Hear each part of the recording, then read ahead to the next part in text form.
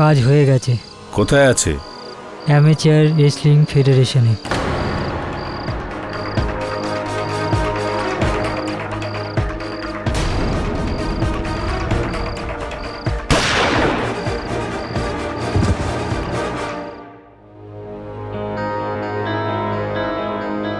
কি হলো বলুন?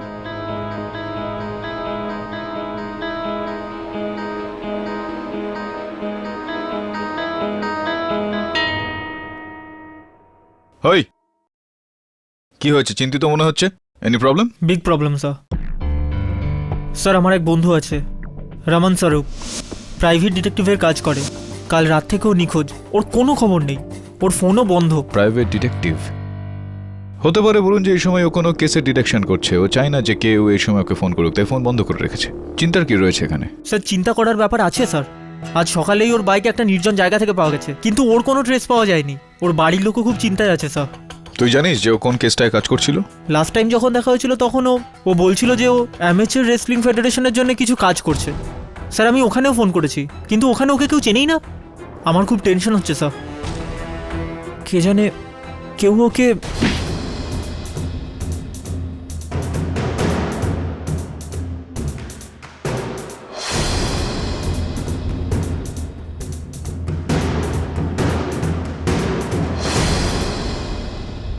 এটা কি করলি তুই? এটা কি করলি তুই? ল্যাং কেন মারলি? কিন্তু বাবা, আমি ওকে ফেলে তো দিয়েছি না। বেইমানি করে তুই খেলায় জিততে চাস? হ্যাঁ, চিটিং করে বড় খেলোয়াড় হওয়া যায় না। কিন্তু বাবা, জেতাটাও তো ইম্পর্টেন্ট, তাই না? ভুল। জেতাটা ইম্পর্টেন্ট নয়, খেলার মতো খেলাটাই ইম্পর্টেন্ট। তোমরা সবাই বুঝতে পেরেছো? হ্যাঁ হ্যাঁ। খুব ভালো। কি বললেন আপনি? তোমরা সবাই খেলো, আমি আসছি।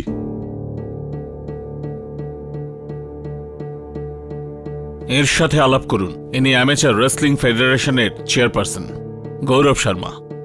ইনি এনার সেক্রেটারি রাধিকা, আর আমাকে লোকে বলে যশপাল সান্ধু। আমি এই ফেডারেশনের সেক্রেটারি। আপনারা বড় লোক, আমার ছোট এই আঁকড়ায় কি দরকার আপনাদের? আমাদের এই ফেডারেশন কুস্তিকে দেশে পপুলার করতে চায়। আমরা চাই যে আমাদের দেশ থেকে অলিম্পিকে আরও ভালো রেসলার যাক। সেই কারণে এটা বাচ্চাদের মধ্যে পপুলার করার জন্য ওদের ফ্রি ট্রেনিং দিচ্ছি। খুব ভালো কাজ করছেন আপনারা। আর এই ভালো কাজে আমরা সাপোর্ট চাই আপনার। আমরা চাই যে আমাদের ফেডারেশনে হেড কোচ হয়ে আসুন। তাহলে আপনারা ওই বলবীর সিং এর কি করবেন? কিন্তু এই বলবীরের ব্যাপারে আপনি কি করে জানলেন? আমি আমার বন্ধু আর শত্রুদের খেয়াল রাখি। বলবীরকে যদিও আমরা হেড কোচ হিসেবে নিযুক্ত করেছিলাম, কিন্তু আমরা জানি ওর কতটা ক্ষমতা, কোথায় আপনি কোথায় ও। কিন্তু লোক তো তা মনে করে না। আর ও তো অলিম্পিকে খেলেছে, আর 8 বছর আগে ও সিলভার মেডেল জিতেছিল। যদি অলিম্পিকে আপনার সাথে ও বেইমানি না করত, আর যদি আপনি অলিম্পিকে অংশগ্রহণ করতে পারতেন, তাহলে সিলভার মেডেল নয়, গোল্ড মেডেলই আসতো। এই দিনটার প্রতীক্ষাই তো গত 8 বছর ধরে করছি আমি। কবে ওই বলবীরকে আমি ওর সীমাটা দেখাবো। আর আজ সুযোগটা পেলাম। আমি আপনাদের অফার গ্রহণ করছি। Very good.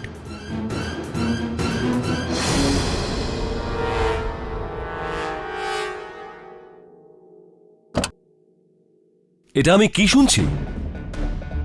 এখন আমার কাজের উপরে আপনার কোনো ভরসা নেই যে ওই জনার্দনকে আপনি ফেডারেশনে রাখছেন? এই ফেডারেশন কারোর পার্সোনাল প্রবলেমের খেয়াল রাখার জন্য বানানো হয়নি। আমি ওই সমস্ত মানুষকে ফেডারেশনে যুক্ত করার জন্য স্বাধীন, যাতে ফেডারেশনের উপকার হয়। ওই জনার্দন এই ফেডারেশনকে এমন কি লাভ করাতে পারে যা আমি করতে পারি না? খুব ভালো হয় এই ডিসিশনটা আমার উপর ছেড়ে দিন। এমনিতেই ফেডারেশনের কাজ অনেক বেড়ে গেছে, আর আপনি একা সেটা সামলাতে পারবেন না। ঠিক আছে, আমিও দেখছি ওই জনার্দন এই ফেডারেশনে কদিন আর কিভাবে টিকে থাকে।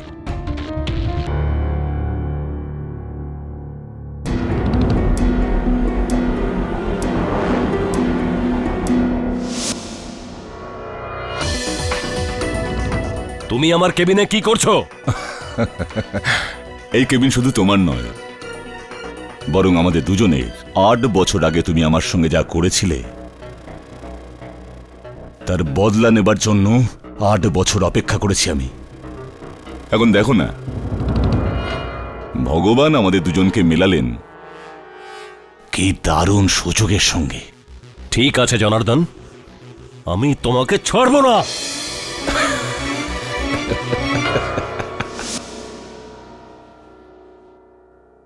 আরে বরুণ, হাই স্যার।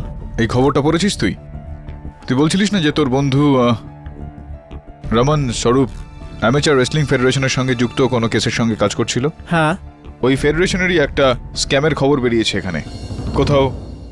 এই কারণে উদাহরণ তো তোর বন্ধু অ্যামেচার রেসলিং ফেডারেশন নামের কোনো এক প্রাইভেট সংস্থা এককালের কুস্তির বিখ্যাত পালোয়ান জনার্দন সিংয়ের নামে স্কুল কলেজের বাচ্চাদের থেকে লুটছে লক্ষ লক্ষ টাকা। একটা সূত্র থেকে জানা গেছে যে জনার্দন সিংয়ের ট্রেনিংয়ের নাম করে এই সংস্থা এখনও পর্যন্ত স্কুল কলেজের থেকে প্রায় 250 কোটি টাকা লুট করেছে। আর এর আগেও এই সংস্থা অলিম্পিক সিলভার মেডেলিস্ট বলবীর সিংয়ের নামে প্রায় কোটি টাকার বিজনেস করে ফেলেছে। এটা কি তামাশা গৌরব? এখন আমাকে এই নিউজ পেপার থেকে জানতে হবে যে স্কুল আর কলেজ থেকে তুমি জনার্দনের নামে 2.5 কোটি টাকা তুলেছ, আর বলবীরের নামে প্রায় 5 কোটি টাকা তুমি তছরূপ করেছো। তুমি বেকারে তো হাইপার হচ্ছ কেন যশপাল? তুমি আমাদের বিজনেস পার্টনার, এই ফেডারেশনের সেক্রেটারি। তোমার তো জানা উচিত যে এই ফিগার্স বড় সড়ো করে বলা হয়েছে। আমাকে বোকা ভাবার মতন ভুল কাজটা করো না গৌরব। আমি নিউজ পেপার থেকে সব কিছু জানতে পেরেছি। জানো তো আমার বিশ্বস্ত সূত্র সব জায়গায় কাজ করছে। একটা কথা মনে রাখবে, তুমি যত টাকা তছরূপ করেছো সেই ফিগারের পাই পয়সার হিসেব আছে আমার কাছে। আমি তোমায় এই সব মাল একাকে হজম করতে দেব না। আর তুমি তো জানোই যদি আমি নিজের ক্ষমতা দেখাই তো কি করতে পারি। So beware, okay? Madam please গৌরববাবুকে বলুন একবার আমার সঙ্গে দেখা করুক। আমি গত 5 দিন ধরে লাগাতার এসে ওনার সঙ্গে দেখা করার চেষ্টা করছি। দেখুন, ও কোনো দরকারি। আমার কথাটা তো শোনো। আমি কিছু শুনতে চাই না।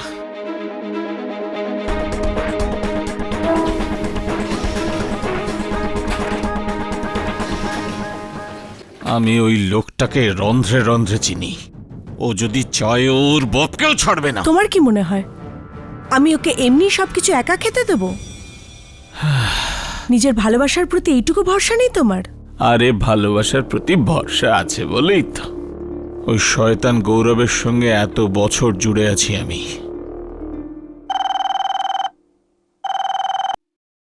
Amateur wrestling federation? হ্যাঁ জসপাল স্যার, গ্রাউন্ড ফ্লোরে। আচ্ছা, আমি আসছি। গৌরব আছে? আগে হ্যাঁ, কিন্তু এটা কি হচ্ছে? এটাই তো ব্যবসা, কখনো কখনো করতে হয়। আচ্ছা, তো আজ থেকে এবং এখন থেকে আমি ফেডারেশনের সঙ্গে সম্পর্ক ত্যাগ করছি। তুমি হয়তো ভুলে যাচ্ছ যে তুমি আমার সাথে এগ্রিমেন্ট করেছ। ওই এগ্রিমেন্টের হিসেবে তুমি 2 বছর ফেডারেশন ত্যাগ করতে পারবে না। কার হিম্মত আছে আমাকে রোখার? তোমাকে এখান থেকে বাইরে যাওয়া থেকে আটকাতে আমি যথেষ্ট। আমার একটা ইশারাই যথেষ্ট। তুই আমাকে আটকাবি? অবশ্যই। চল আটকা, আটকা, আটকা!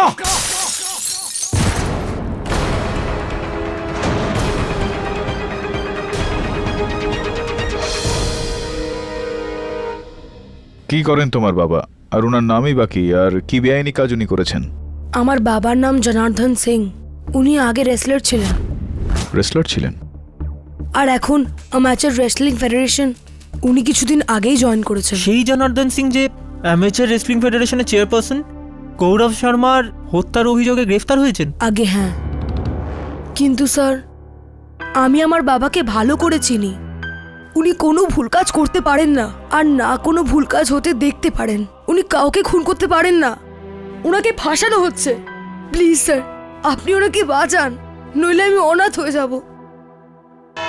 ইউর অনার, এই ঘটনাটা হলো 5 জুনের।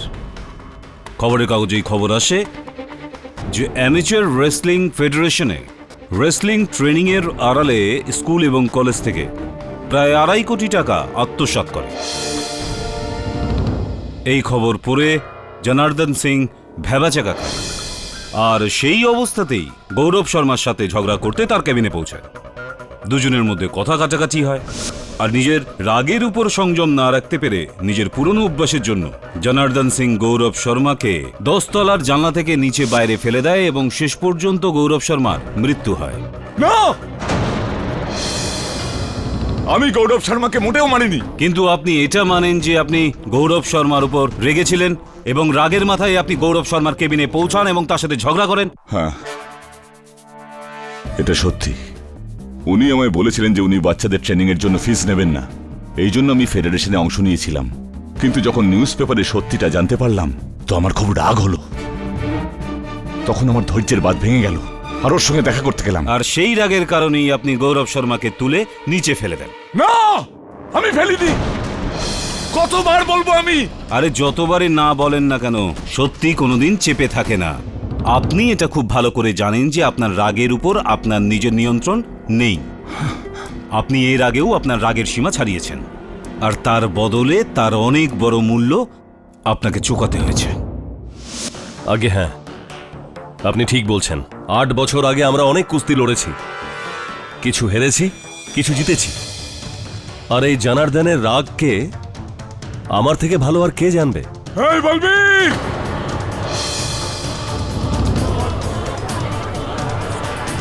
পুরনো কথা বলিস না। আমি এখনো সেই জনার্দন। তোকে এই হাতে তুলে আছাড় মারতে পারি আমি। এই, আমি কি চুরি পড়ে আছি নাকি রে? পুরোনো দিন ভুলে গেছিস তোর? চুপ! অর্ডার অর্ডার, দয়া করে আদালতের মর্যাদা বজায় রাখুন। ইওর অনার, ইনার রাগ তো এখনো পরিষ্কারই দেখা যাচ্ছে। যাই হোক, বলবীর সিং বাবু, আপনি কোনো এমন গুরুত্বপূর্ণ ঘটনা আমাদের বলতে পারেন যখন আপনি এই মহাশয়ের রাগের মুখোমুখি হয়েছেন? আগে হ্যাঁ, এই বিষয়টা হলো আমাদের মধ্যেকার শেষ লড়াইয়ের। অলিম্পিকের সিলেকশন ফাইট ছিল। কুস্তির সময় আমি ভুল প্যাচ দিয়ে ফেলেছিলাম। রেফারি আমাকে আটকাবার আগেই এই জনার্দন খুব রেগে যায় আর রেগে গিয়ে আমার মুখের ওপর ঘুষি মারে, যার জন্য ও ডিসকোয়ালিফাইড হয়ে যায় আর চ্যাম্পিয়নশিপ থেকে লাইফ টাইমের জন্য ব্যান করে দেওয়া হয়। এটা সত্যি, আমি ওকে মেরেছিলাম, যেটা শাস্তি আজ পর্যন্ত কোথাও না কোথাও ভুগে চলেছি আমি। কিন্তু ও আমার সঙ্গে বেইমানি করেছিল। আগে হ্যাঁ, ঠিক একই রকম ভাবে গৌরব শর্মাও আপনার সাথে বেইমানি করেছিল, আর আপনি রাগের বশে মাথা গরম করে তাকে তুলে নিচে ফেলে দেন। আর এমনিতে আপনার মতো পালোয়ানের জন্য এটা করা মুশকিলও ছিল না, তাই না? না, চুপ কর উকিল। আমি বললাম না আমি ওকে ফেলিনি। Order order, silence please. যাই হোক বলবীর সিং বাবু, হ্যাঁ, এই কথা তো 8 বছর পুরনো। আপনি কি আমাদের এখনকার মানে 5 জুনে কি হয়েছিল এই ব্যাপারে কিছু বলতে পারবেন?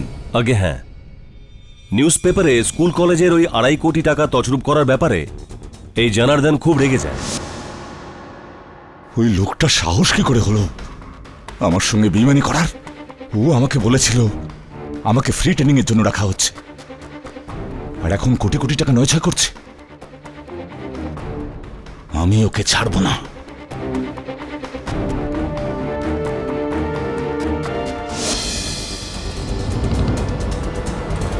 আর উনি তাই করলেন যা উনি বলেছিলেন? হ্যাঁ, যতদূর পর্যন্ত আমি জনার্দনকে চিনি, ও রাগের বশে যা কিছু করতে পারে। আর এটা সম্ভব যে রাগের বশে ও গৌরবকে জানলা দিয়ে বাইরে ফেলে দিয়েছে।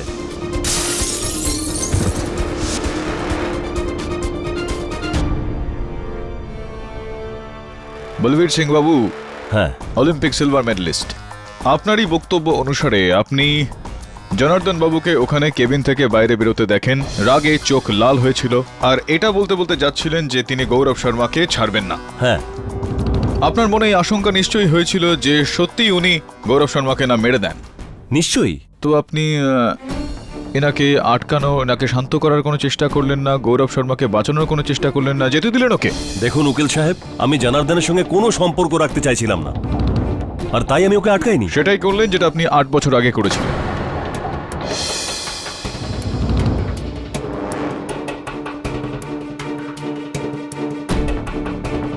আট বছর আগেও আপনি জনার্দন বাবুকে উস্কেছিলেন। আপনি জানতেন যে ইনি বেইমানিকে ঘৃণা করেন, বেইমানে দেখলে ইনি রেগে যান, আর রেগে গেলে ইনি ভুল করে বসেন। এই কারণে আপনি জেনে শুনে ইচ্ছে করে এটা করলেন। ইনি রেগে গেলেন আর ইনি ভুল করে ফেললেন, যেই কারণে ওনাকে খেলা থেকে বের করে দেওয়া হয়। আর আপনার অলিম্পিক পর্যন্ত রাস্তা পরিষ্কার হয়ে গেল। কি উল্টোপাল্টা কথা বলছেন উকিল সাহেব? উল্টো পাল্টা বলছি না বলবীর সিং বাবু, ঠিকই বলছি। 8 বছর পরও আপনি একই কাজ করলেন, যাতে আপনার ওই ফেডারেশনের চেয়ারটা, যেটার উপর আপনি বসে আছেন, সেইটা যেন আপনার হাত থেকে না যায়। উকিল সাহেব, এগুলো একদম ভিত্তিহীন কথা। আমি ঠিক যে জায়গায় আছি, আর ওই জায়গায় আমার এই জনার্দনের মতো লোকের জন্য কি ইনসিকিউরিটি হতে পারে? আর এটা আপনি ভুলে যাচ্ছেন যে আমি অ্যামেচার রেসলিং ফেডারেশনের একজন ফাউন্ডার মেম্বারও।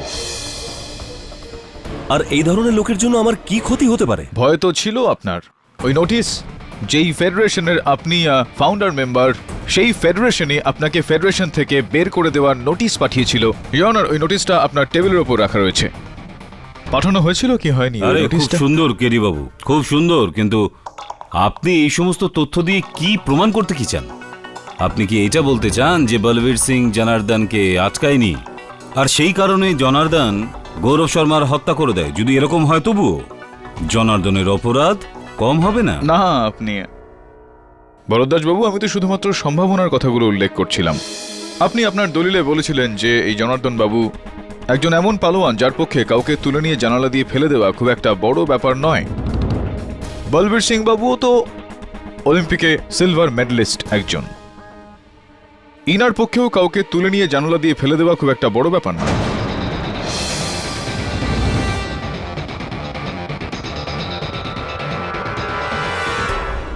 তো এটা সম্ভব ভরদ্বাজ বাবু যে জনার্দন বাবু গৌরবের সঙ্গে লড়াই করে ওখান থেকে বেরিয়ে গেলেন, যার পেছন পেছন বলবীর সিং বাবু ওখানে পৌঁছলেন, আর ইনি গৌরবকে তুলে নিয়ে জানালা দিয়ে বাইরে ফেলে দিলেন। ইউর অনার, বলবীর সিংকে এমনটা করার জন্য গৌরব শর্মার কেবিনে উপস্থিত থাকাটা অনিবার্য ছিল। কিন্তু যেই সময় গৌরব শর্মাকে কেবিন থেকে বাইরে ফেলা হয়, ওই সময় বলবীর সিং উনার কেবিনে ছিলেন না, বরং সেই সময় ওই বিল্ডিংয়েরই গ্রাউন্ড ফ্লোরে অ্যামেচার রেসলিং ফেডারেশনের সেক্রেটারি জসপাল সান্ধুর সাথে ছিলেন। আগে বলবীর আমার সাথে ছিল। আসলে ও আমাকে এটাই বলছিল যে জনার্দন খুব রেগে ছিল আর ও গৌরবের কেবিনে গিয়েছিল। জানি না, আমার কিছু গোলমাল ঠেকছিল, আর আমরা 3 জন 10th ফ্লোরে গিয়েছিলাম গৌরবের কেবিনে। কিন্তু ততক্ষণে তো জসপাল সিং বাবু, আপনার ক্যাবিনটাও তো 10 তলাতেই রয়েছে, তাই না? আগে তো তাহলে আপনি বলবীর সিং এর সঙ্গে আপনার যে মিটিংটা ছিল সেটা আপনি কেবিনে কেন করলেন না, গ্রাউন্ড ফ্লোরে কেন করলেন আপনি? আগে তার ঠিক আগে আমি গৌরবের সঙ্গেই ছিলাম ওর কেবিনে। I see. কিন্তু কিছু আর্জেন্ট কাজের জন্য আমাকে আর রাধিকাকে নিচে নামতে হয়। আর যে মুহূর্তে আমরা নিচে নামি, বলবীরের ফোন আসে আর ও দেখা করতে আসে।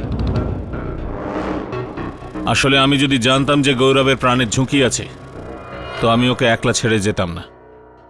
রাইট। তো এটার মানে এটা দাঁড়ায় যে আপনিও জনার্দন সিং বাবুর দুহাতের দ্বারা গৌরবের হত্যা হতে দেখেননি? আগে না, আমরা যতক্ষণে ওখানে পৌঁছই উনি বেরিয়ে তো গিয়েছিলেন। এতটা নির্ণায়কের ভূমিকা পালন করে আপনি কি করে বলতে পারেন যে গৌরব শর্মার হত্যা জনার্দন সিং করেছেন? আর কেই বা করতে পারে? আবার করতে তো আপনিও পারেন।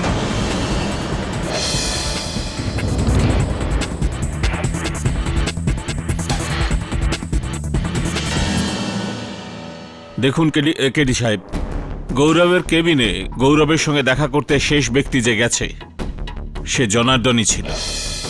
আর সেটা আপনি কাউকে জিজ্ঞেস করতেই পারেন। আপনি চাইলে রাধিকাকে জিজ্ঞেস করুন। আমি তো জসপাল বাবুর সাথে গ্রাউন্ড ফ্লোরেই ছিলাম, যেখানে বলবীর সিং দেখা করতে এসেছিলেন। তারপর আমরা সবাই 10th ফ্লোরে পৌঁছলাম, যেখানে আমরা গৌরবের খুনের কথা জানতে পারি। তো রাধিকা দেবী, আপনিও এটা মেনে নিলেন যে এই হত্যা জনার্দন সিংই করেছে? আগে হ্যাঁ, জনার্দন সিং এর ব্যবহারের কথা প্রায় সবাই জানে। আর বলবীরই যখন কথা বলল যে জনার্দন খুবই রেগে গিয়ে গৌরবের কেবিনে গেছে, তখন তো সন্দেহের কোনো আর অবকাশই থাকে না। হ্যাঁ, কিন্তু সন্দেহটা তথ্যে রূপান্তরিত করতে চোখ দিয়ে দেখাটাও তো জরুরি, আবশ্যক এটা, যেটা আপনি দেখেননি। আপনি কেন, আপনাদের মধ্যে কেউই দেখেননি।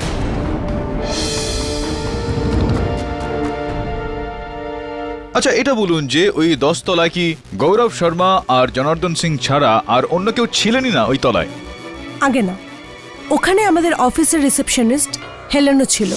মিস হেলেন ডিকস্টা, আপনি অ্যামেচিওর রেসলিং ফেডারেশনের ওই যে অফিস রয়েছে সেটার আপনি একজন রিসেপশনিস্ট।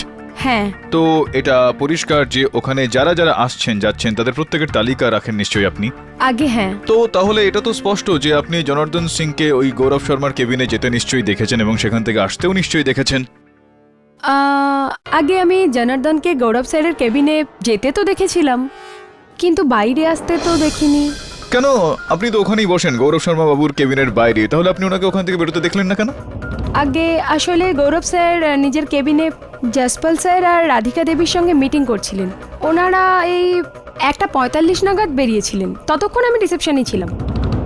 জসপাল স্যার আর রাধিকা দেবীর বেরোনোর পর প্রায় 5 মিনিট পরেই জসপাল স্যার আমায় ফোন করেন যাতে আমি ওনার সঙ্গে গ্রাউন্ড ফ্লোরে দেখা করি। আমি ব্যাস জসপাল স্যারের সঙ্গে দেখা করতে নিচেই যাচ্ছিলাম, তখনই ওখানে জনার্দনবাবু পৌঁছন। আর যেহেতু জনার্দনবাবু এই ফেডারেশনেরই এমপ্লয়ি, তাই আমি ওনাকে কিছু জিজ্ঞাসা করারও চেষ্টা করিনি যে উনি কেন গৌরব স্যারের সাথে দেখা করতে চান। আর আমি জসপাল স্যারের সঙ্গে দেখা করতে নিচে চলে যাই। আচ্ছা এটা বলুন যে কি কাজ ছিল জসপাল বাবুর আপনার সঙ্গে? সেটাই তো আমিও বুঝতে পারছি না, কারণ যতক্ষণে আমি নিচে পৌঁছই তখন জসপাল স্যার ওখানে ছিলেনই না।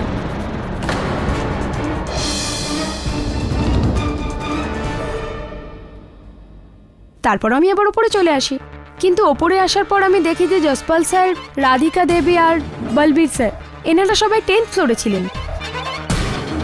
আর গৌরব স্যারকে কেউ... তারপর আমি যখন জসপাল স্যারকে এটা জিজ্ঞাসা করি যে উনি আমাকে নিচে কেন ডেকেছিলেন, তখন ওনার বক্তব্য ছিল যে উনি আমাকে কোনো ফোনই করেননি। রিয়নার মিস্টার হেলেন ডিকস্টার কথা থেকে এটা একেবারেই স্পষ্ট যে এই হত্যাটা জনার্দন বাবুর রাগের মাথায় করে ফেলা কোনো কাজ নয়, কোনো ব্যক্তির একেবারে সুনির্দিষ্টভাবে পরিকল্পিত একটা ঘটনা।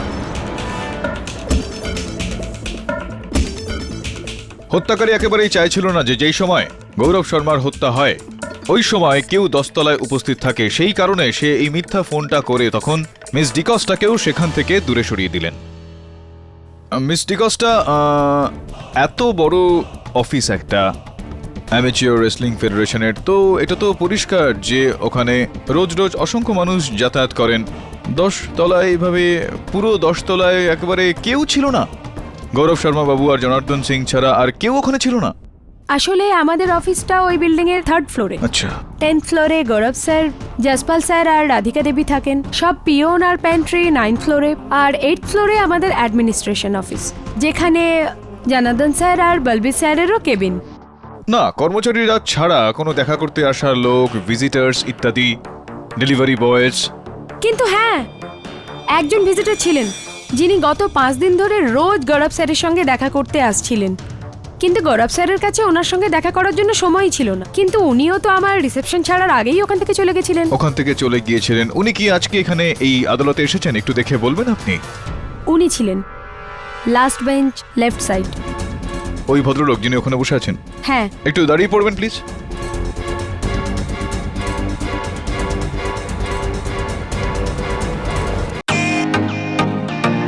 Welcome to Beaton world. How may I assist you? নতুন ফ্ল্যাটের জন্য একটা স্ট্যান্ড ফ্যান আর কুলার নেব। এই পচা গরম থেকে একটু স্বস্তি চাই। বাজার চলতে সব ব্র্যান্ড আর ভরসাযোগ্য নয়। তার জন্য তো আমাদের ফ্যান আছে, all purpose bullet table fan, ceiling fan. আমাদের সিলিং ফ্যান কিন্তু 30 মাসের ওয়ারেন্টি সহ পাওয়া যায়।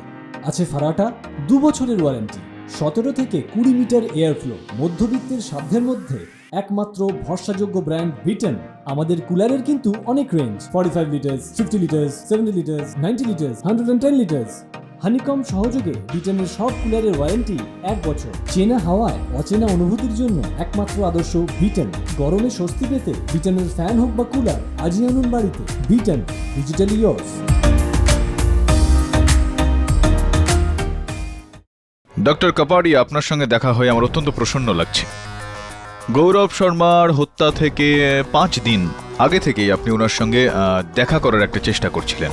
এরকম কি গুরুত্বপূর্ণ কাজ অসম্পূর্ণ ছিল আপনার গৌরববাবুর সঙ্গে? দেখুন, আমি একজন ডাক্তার, আর এই রকম স্পোর্টস ফেডারেশনে ডাক্তারের অনেক স্কোপ থাকে, আর আমি অ্যামেচার রেসলিং ফেডারেশনে জয়েন করতে চাইছিলাম। এই জন্য আমি গৌরববাবুর সঙ্গে দেখা করতে চাইছিলাম, কিন্তু দেখা হয়ে ওঠেনি। তো যেই দিন ওনাকে হত্যা করা হয়েছিল সেই দিন আপনি গিয়েছিলেন ওনার সঙ্গে দেখা করতে? আগে হ্যাঁ, কিন্তু যখন হেলেন বলল যে আজও উনি বিজি, ওনার কাছে দেখা করার সময় নেই, তো আমি ওখান থেকে চলে যাই। যখন আমি 10th ফ্লোরে ছিলাম তখন আমি হেলেনকে নিচে যেতে দেখি। তখন আমি ভাবলাম যে এটাই সুযোগ গৌরববাবুর সঙ্গে দেখা করার। কিন্তু আমি যখন অফিসে গেলাম তখন আমি একটা লোককে খুব রাগত অবস্থায় দৌড়ে বাইরে আসতে দেখলাম। আচ্ছা, কাকে দেখেছিলেন আপনি গৌরব শর্মার কেবিন থেকে বাইরে বেরিয়ে আসতে? এই সেই লোকটা।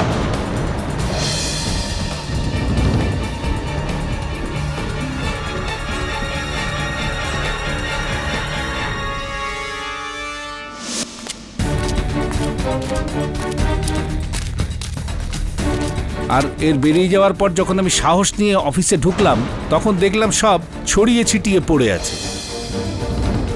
অফিসের জানালার কাচ ভাঙা অবস্থায় ছিল।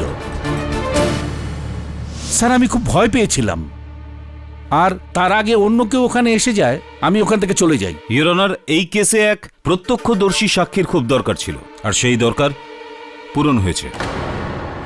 আর ইওর অনার, এই প্রত্যক্ষদর্শী হল স্পাইক্যাম।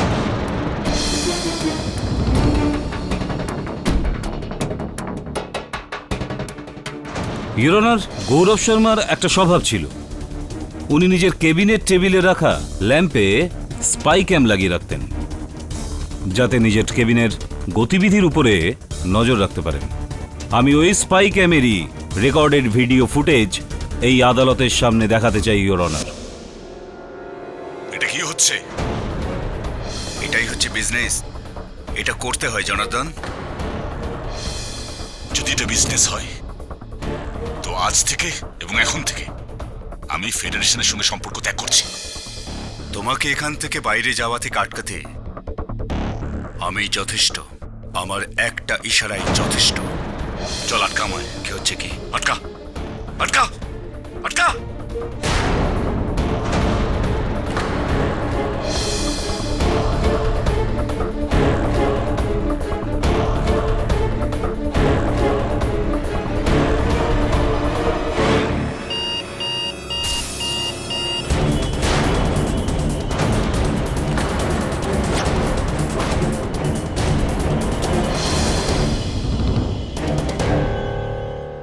ইওর অনার, এই ভিডিও ফুটেজ থেকে এটা পরিষ্কার হয়ে যায় যে জনার্দন সিংই গৌরব শর্মার সাথে ঝগড়া করেন। আসলে গৌরব শর্মা একটা লিগ্যাল কন্ট্রাক্টের দ্বারা জনার্দন সিংকে আটকানোর চেষ্টা করেছিলেন, আর এই রাগেই জনার্দন সিং গৌরব শর্মাকে তুলে নিচে ফেলে দেন।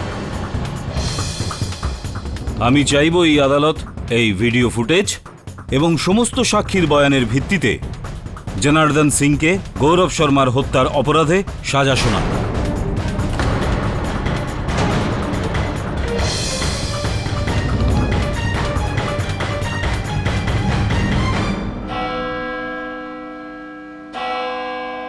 এই আদালত এই কেসের পরবর্তী শুনানিতে ফয়সালা শোনাবে। ততক্ষণ পর্যন্ত এই আদালত বরখাস্ত করা হলো।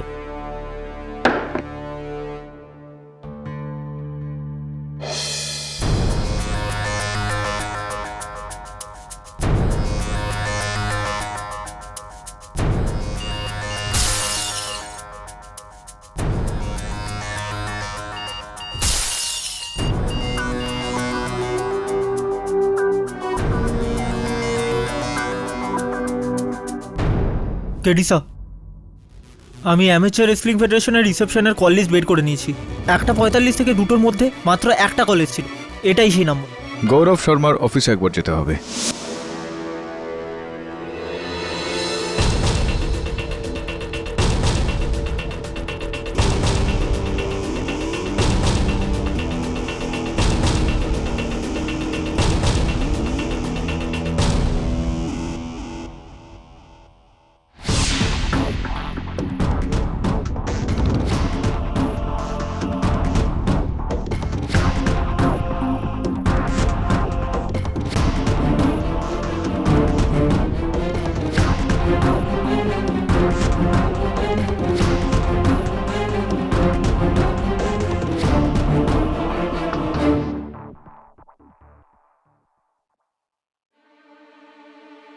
ঘরের ভেতরের ঘড়িটার আওয়াজ ছিল না, তার মানে হচ্ছে অন্য কোনো একটা ঘড়ির সেই আওয়াজটা ছিল।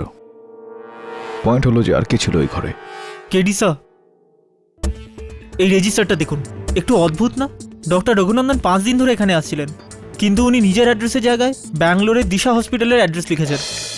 আচ্ছা, একটা ডক্টর ব্যাঙ্গালোর থেকে এখানে কাজ খুঁজতে কেন আসবে? গুড কোয়েশ্চেন বরুণ, কিন্তু তোর এই প্রশ্নের উত্তরটা তো ব্যাঙ্গালোরে গিয়েই পাওয়া যাবে।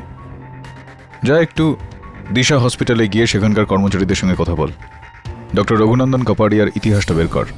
Right sir. Hello, yeah, what? কিন্তু কবে? কি কি হলো বরুণ? স্যার, স্যার আমার বন্ধু রমেন স্বরূপ, যার ব্যাপারে আমি বলেছিলাম, স্যার পুলিশ ওর লাশ একটা নালার কাছ থেকে পেয়েছে। কেউ গুলি করে ওকে মেরে ফেলেছে। স্যার ওর লাশটা তো আর চেনাও যাচ্ছে না। সে তো লাকিলি ওর পাশে ওর আইডেন্টি কার্ড ছিল। Sir sorry Varun, sorry to hear about that. তুই বলেছিলি যে তোর বন্ধু অ্যামেচার রেসলিং ফেডারেশনের জন্য কিছু কাজ করছিল। এটা কি হচ্ছে ফেডারেশনে? বরুণ, আমার মনে হচ্ছে যে এই দুটো হত্যায় কোনো না কোনোভাবে যুক্ত। ব্যাঙ্গালোর যাওয়ার আগে তুই পুলিশ স্টেশন একবার যা, আর তোর বন্ধুর হত্যার সমস্ত ডিটেল ওখান থেকে বার কর। I am sure there is a connection affair. Barun, dead বডিকে চিনতে পারা প্রায় ইম্পসিবল ব্যাপার, কিন্তু ওর কাছে পাওয়া জিনিসপত্র থেকে আমরা এটা আইডিয়া করতে পারছি যে বডি রমন স্বরূপের।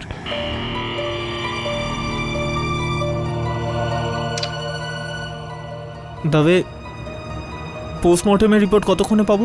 সেটা তো কাল পাওয়া যাবে, কিন্তু হ্যাঁ, ওনার পকেট থেকে ওনার মোবাইল পাওয়া গেছে, যেটা জলে ভিজে যাওয়ার ফলে খারাপ হয়ে গেছে, কিন্তু সিমের সাহায্যে আমরা ওনার কল রেকর্ড চেয়ে নিয়েছি। আমি কি ওই রিপোর্টটা দেখতে পারি? হ্যাঁ, নিশ্চয়ই।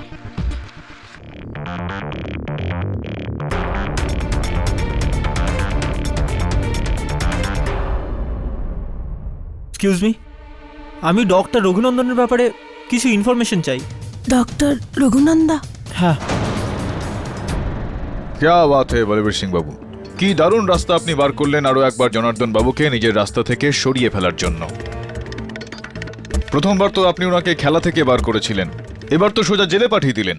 এ আপনি কি বলছেন উকিল সাহেব? সেটাই বলছি যেটা সত্যি। আপনি জানতেন যে জনার্দন বাবু যখন ফেডারেশনে চলা এই যাবতীয় দুর্নীতিগুলোর সম্বন্ধে জানতে পারবেন, তো উনি রাগান্বিত হয়ে কোনো না কোনো ভুল পদক্ষেপ অবশ্যই করবেন। আর তাই তো ভেতরের এই দুর্নীতির সম্বন্ধে আপনি দৈনিক সংবাদপত্রে লিক করেছিলেন। কি করেছিলেন কিনা? উকিল সাহেব, এগুলো সব মিথ্যে, বাজে কথা এগুলো। এই সমস্ত কিছু মিথ্যা নয়, আপনি মিথ্যা বলবীর সিং বাবু। এই হলো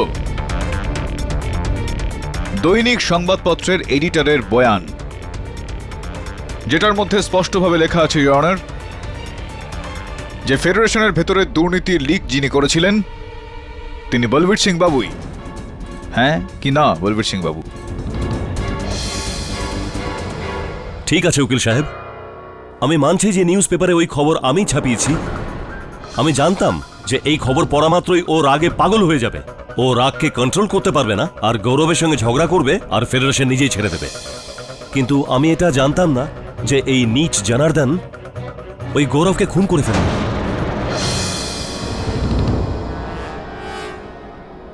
আমি বলবীর সিং বাবুকে আর কিছু জিজ্ঞেস করতে চাই না। আমি ডক্টর রঘুনন্দন কাপাডিয়াকে আরো একবার কাঠগড়ায় ডাকার জন্য অনুমতি চাইছি। ডক্টর রঘুনন্দন কাপাডিয়া, খুবই অদ্ভুত বিষয় এটা যে ওখানে অ্যামেচার রেসলিং ফেডারেশনের দপ্তরে এতজন লোক থাকা সত্ত্বেও আপনি একমাত্র সেই ব্যক্তি যিনি জনার্দন বাবুকে গৌরব শর্মার কেবিন থেকে ওই 10 তলায় বেরিয়ে আসতে দেখেন, আর কেউ এটা দেখতে পারেন না। ঠিক বলছি আমি? আগে হ্যাঁ স্যার। আর আপনি ওখানে 5 দিন ধরে গৌরব শর্মা বাবুর সঙ্গে দেখা করার চেষ্টা করে যাচ্ছিলেন, ঠিক বলছি আমি? হ্যাঁ স্যার, একদম ঠিক বলছেন আপনি। আর আপনি হত্যার দিন দুপুরে মিস ডিকস্টাকে নিচ থেকে একটা ফোন করে, একটা মিথ্যা ফোন করে নিচে ডেকে পাঠিয়েছিলেন, ঠিক বলছি আমি? গ্রাউন্ড ফ্লোরে? আচ্ছা, আমি আসছি। আপনি কিরকম কথা বলছেন? আমি কোনো মিথ্যে ফোন করিনি। ডক্টর কাপাডিয়া, এই পেশার আমি শিক্ষানবিশ নই, অ্যামেচার নই, খুবই পোড় খাওয়া খেলোয়াড় একজন। অ্যামেচার রেসলিং ফেডারেশনের রিসেপশনে কলার আইডি লাগানো হয়েছিল, সমস্ত আসা যাওয়া ফোন সেখানে লিখিত অবস্থায় থাকে, যেটার তালিকা জজ সাহেবের টেবিলের ওপর রাখা রয়েছে, আর যেটার মধ্যে আপনার নাম্বার রয়েছে, আর যেটা থেকে এটা স্পষ্ট হয় যে এই সময় মিস ডিকস্টার কাছে ওই ফোনটা গিয়েছিল আপনারই নাম্বার থেকে গিয়েছিল। এবার বলুন যে কেন আপনি মিস ডিকস্টাকে ফোন করে তখন গ্রাউন্ড ফ্লোরে ডেকে পাঠিয়েছিলেন? অ্যাকচুয়ালি আমি ভীষণ বিরক্ত হয়ে গিয়েছিলাম। 5 বার লাগাতার চেষ্টা করবার পরও হেলেন আমাকে গৌরবের সঙ্গে দেখা করতে দেয়নি। যখন আমি দেখলাম যে হেলেন ছাড়া অফিসের আশেপাশে আর কেউ নেই, তখন আমি বাইরে গিয়ে নিজের মোবাইল থেকে হেলেনকে ফোন করলাম যাতে আমি গৌরবের সঙ্গে দেখা করতে পারি। রাইট। 12:30 বেজে গেছে। কটা বাজে আপনার ঘড়িতে? 12:30। আরে নাইস ওয়াচ এটা। তো এরকম কি কাজ অসম্পূর্ণ ছিল গৌরব বাবুর সঙ্গে যে আপনি ব্যাঙ্গালোরের বাসিন্দা, তো ব্যাঙ্গালোরে নিজের কাজকর্ম সব ছেড়ে দিয়ে এখানে মুম্বাই এসে পড়েছিলেন, গৌরব শর্মা বাবুর পিছনে পড়েছিলেন, এরকম কি এমন কাজ ছিল? কারোর কাজ করায় কোনো বাধা নিষেধ আছে নাকি? না। যদি আমি ব্যাঙ্গালোর ছেড়ে এখানে কাজ করতে চাই তাতে কোনো প্রবলেম আছে? আরে না ডাক্তার বাবু, কাজ করতে কি সমস্যা থাকতে পারে এখানে? হ্যাঁ, কিন্তু যখন কোনো কাজ করার জন্য এতটা জোর করে আপনি কারোর পিছনে পড়ে যান যে কাজ করার জন্য আপনি কোনো প্রাইভেট ডিটেকটিভের সাহায্য নেন, তখন বিষয়টা একটু অন্যরকম হয়ে যায়। এরকমটা মনে হয় যে ব্যাপারটা একটু গোলমেলে। এইসব বাজে কথা স্যার। দেখুন, আমি এবার জানি না যে এই কথাগুলো বাজে কথা কিনা। আমি তো ডক্টর কাপাডিয়া শুধু সেই কথাগুলো উল্লেখ করছি যেগুলো দিশা হসপিটালে আপনার সহকর্মীরা আমাকে বলেছেন। রমন স্বরূপ এই নামের কোনো ব্যক্তিকে চেনেন আপনি? রমন স্বরূপ, এই দেখুন। আগে আমি একে চিনি না। You must be joking doctor Kapadia. ইনি সেই প্রাইভেট ডিটেকটিভ যার সাহায্য আপনি নিয়েছিলেন এই কাজটার জন্য। জানি না কি কাজ অসম্পূর্ণ পড়েছিল আপনার। আপনি এনার সঙ্গে ফোন কলসের আদান প্রদান বেশ চলতো আপনাদের, আর মুম্বাইয়েও আপনি যখন এসেছিলেন মুম্বাইতে তার 2 মাস আগে থেকেই আপনার কেসের জন্য কাজ করছিল। এই সমস্ত একেবারে বাজে কথা, আর আমি একে চিনিও না পর্যন্ত। গৌরব শর্মাকে তো চিনতেন নাকি চিনতেন না? আগে না, গৌরব শর্মাকেও চিনতেন না। ডক্টর কাপাডিয়া, এখনো আপনি যদি সত্যি বলতে না চান তো একবার জসপাল বাবুকে রেখে আমি বলানোর চেষ্টা করি, বোধহয় উনি সত্যি কথাটা বলে দেবেন। জসপাল বাবু, আপনি রমন স্বরূপকে তো নিশ্চয়ই চেনেন না? আমি একে আগে কখনো দেখিনি। হ্যাঁ, কিন্তু ডক্টর কাপাডিয়াকে তো আপনি চেনেন না, মানে চিনতেন? আগে না। দেখুন, এই ছবিটা তো অন্য কথা বলছে। এই 8 বছর আগেকার মেডিকেল প্র্যাকটিশনার্স কনফারেন্স, এই দেখুন আপনি তো এটা আগে হ্যাঁ, ইনি গৌরব শর্মা বাবু। হ্যাঁ একদম। আর এই যে একদম গায়ে দাঁড়িয়ে আছেন ডক্টর কাপাডিয়া, দেখুন এটা। এখনো আপনি বলছেন যে আপনি চেনেন না ওনাকে। এখন দেখুন কেডি সাহেব, আমি আর গৌরব গত 15 বছর ধরে একসঙ্গে ছিলাম, আর এই 15 বছরের ভেতর আমরা এরকম অনেক অ্যাসোসিয়েশন এবং ফেডারেশনের সঙ্গে যুক্ত, তো সবাইকে তো চেনা সম্ভব নয়। আপনার তো ডক্টর কাপাডিয়া মনে নেই নিশ্চয়ই। আপনার কি মনে হয় যে এই ছবিটা দেখবার পর ডক্টর কাপাডিয়ার স্মরণ শক্তি জেগে উঠবে, উনি চিনতে পারবেন সবাইকে? আগে না। অবাক বিষয় ডাক্তারবাবু, এই ছবিটা সবকিছু বলে দেওয়ার পরেও আপনি গৌরব শর্মা আর জসপাল সিন্ধুকে চিনতে অস্বীকার করছেন। চলুন, ঠিক আছে, কোনো ব্যাপার না। এইটা তো বলুন যে ডক্টর কাপাডিয়া আপনাকে 8 বছর আগে 7 বছরের জন্য ব্যাঙ্গালোরের জেলে পাঠানো হয়েছিল। কেন, কি অপরাধ করেছিলেন আপনি?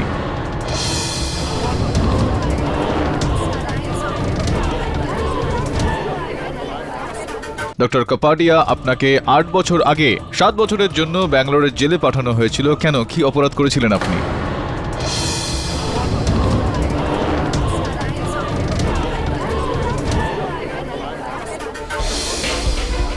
এরা বেইমানি করেছিল আমার সঙ্গে, এই দুজনের জন্য আমার জেল হয়েছিল। আজকের গৌরব শর্মা, আগের রঘুবীর যাদব, ও আমার সাহায্যে ব্যাঙ্গালোর মেডিকেল অ্যাসোসিয়েশন করেছিল, আমার পজিশনের ভুল ব্যবহার করেছিল। কিছুদিনের মধ্যে কোটি টাকার স্ক্যাম করে ও পালিয়ে যায়, আর আমি ফেসে যাই আর আমার জেল হয়ে যায়। তারপর জেল থেকে ছাড়া পাওয়ার পর আপনি রমন স্বরূপের সাহায্য নিয়ে গৌরব শর্মা ওরফে রঘুবীর শর্মাকে খুঁজে বার করলেন। আমি আগেই বলেছি যে আমি কোনো রমন স্বরূপকে চিনি না। আরে ডক্টর কাপাডিয়া, আপনি রমন স্বরূপকে চেনেনই না তো তাহলে আপনি ওর হত্যা কেন করে ফেললেন? 1:50 হয়ে গেল। বলুন না, আপনি রমন স্বরূপের হত্যা কেন করলেন যখন আপনি ওনাকে চিনতেনই আমি না? কাউকে খুন করিনি। ইওর অনার, রমন স্বরূপের পোস্টমর্টমের রিপোর্ট অনুযায়ী ওনাকে 1 জুনের রাতেই .22 ক্যালিবার রিভলভার থেকে গুলি করা হয়েছিল, আর তারপর ওনার দেহটাকে নালায় ফেলে দেওয়া হয়েছিল।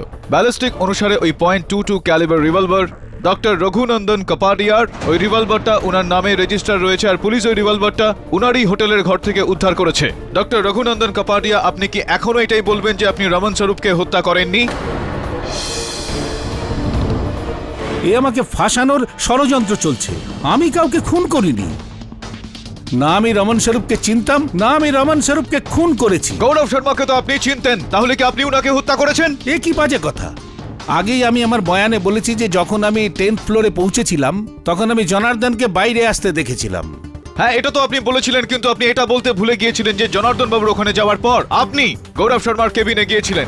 গৌরব শর্মা টেবিলে আঘাত লাগার কারণে উনি মাটিতে অজ্ঞান অবস্থায় পড়েছিলেন, আর আপনি ওনাকে ওঠালেন, 10 তলা জানালা থেকে ওনাকে ফেলে দিলেন কিনা? এটা মিথ্যে, এটা একেবারে ভিত্তিহীন। আমি কাউকে খুন করিনি। 1:55 ডক্টর কাপাডিয়া, 1:05 বাকি। রিওনার, যদি ডক্টর কাপাডিয়া এখনো পর্যন্ত তার সত্যিটা স্বীকার করতে রাজি না হন, তাহলে আমি আরো একবারই আদালতে সেই স্পাই ক্যাম ফুটেজ চালাতে চাইবো, যেটা প্রথমবার প্রসিকিউশন এখানে প্রত্যক্ষদর্শী সাক্ষী হিসেবে পেশ করেন। এটা কি হচ্ছে? এটাই হচ্ছে বিজনেস, এটা করতে হয় জনার্দন। যদি এটা বিজনেস হয় তো আজ থেকে এবং এখন থেকে আমি ফেডারেশনের সঙ্গে সম্পর্ক ত্যাগ করছি। তোমাকে এখান থেকে বাইরে যাওয়া থেকে আটকাতে আমার একটা ইশারাই যথেষ্ট। আটকা আটকা আটকা!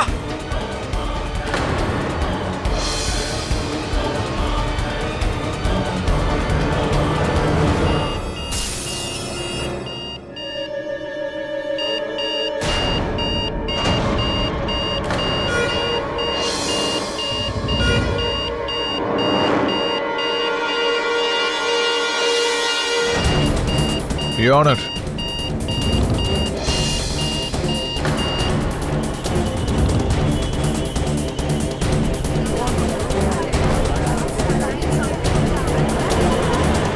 হ্যাঁ ডক্টর কাপাডিয়া, এবার করবেন আপনার দোষ স্বীকার, নাকি অন্য কোনো প্রমাণ পেশ করব? আমি বলেছিলাম আপনাকে এই পেশায় আমি নতুন নই, পোড় খাওয়া খেলোয়াড় একজন। হ্যাঁ, আমি গৌরবকে খুন করি।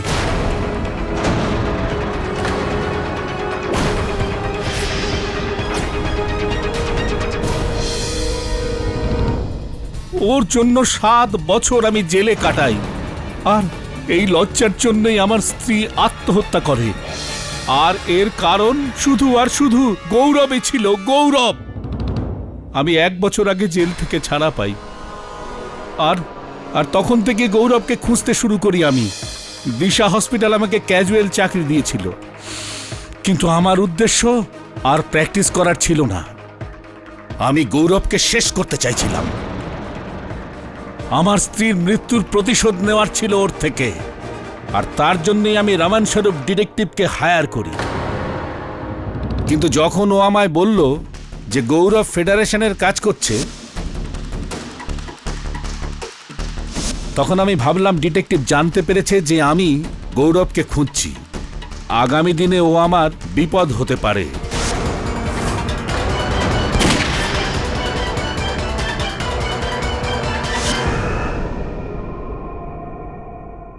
আমি সুযোগ খুঁজছিলাম গৌরবকে মারবার, আর ওই দিন জনার্দন আমাকে সেই সুযোগটা দেয়।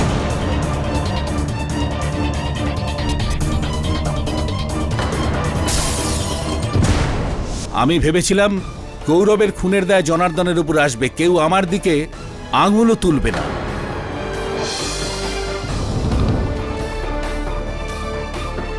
কিন্তু ঠিক আছে, আমার অপরাধের জন্য আমার কোনো আফসোস নেই। আরে জীবনে আর কি আছে যে আমি সাজাকে ভয় পাবো? The defense rests, Your Honor. সমস্ত সাক্ষ্য, প্রমাণাদি এবং ডক্টর রঘুনন্দন কাপাডিয়ার বয়ানের উপর ভিত্তি করে এই আদালত জনার্দন সিংকে সসম্মানে মুক্তি দিচ্ছে, আর ডক্টর রঘুনন্দনের ওপরে রমন স্বরূপ আর গৌরব শর্মাকে হত্যার অপরাধে কেস চালাবার হুকুম দিচ্ছে। The case is closed.